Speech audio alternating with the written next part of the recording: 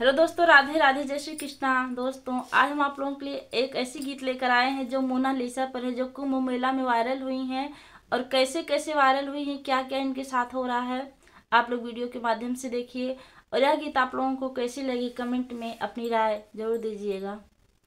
कुंभ मेला में हो, कुंभ मेला में मोनालिसा आई गई, सबके मन के भाई गई ना। कुंभ मेला में हो, कुंभ मेला में मोनालिसा आई गई, सबके मन के भाई गई ना। बाटे अखिया में कमाल, अखिया बाटे बेमिसाल, बाटे अखिया में कमाल, अखिया बाटे बेमिसाल। यही अखिए से हो, यही अखिए से दिल में समाई गईन, मोनालिसा आई गईन ना। यही अखिए से दिल में समाई गईन, मोनालिसा आई गईन ना। कुंभ मेला में हो, कुंभ मेला में मोनालिसा आई गईन, सबके मन के भाई गईन ना।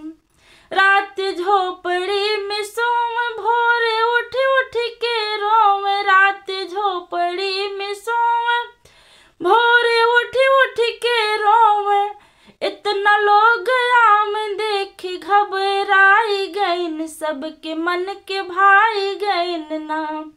इतना लोग आम देखी घबराई गईन, सबके मन के भाई गईन ना। कुंभ मेला में हो, कुंभ मेला में मोनालिसा आई गईन, सबके मन के भाई गईन ना।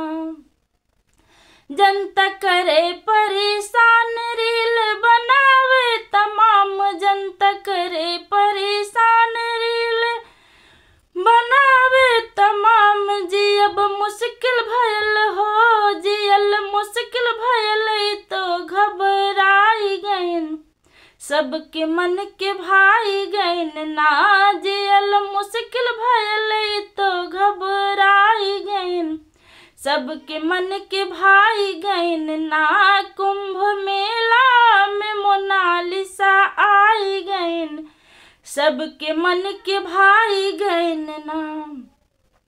मीडिया वाले तमाम करें बहुत सवाल, मीडिया वाले तमाम करें बहुत सवाल।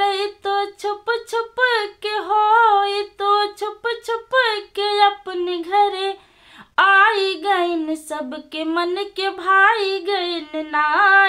तो छिप छिप के अपने घरे आई गईन, सबके मन के भाई गईन ना। कुंभ मेला में मोनालिसा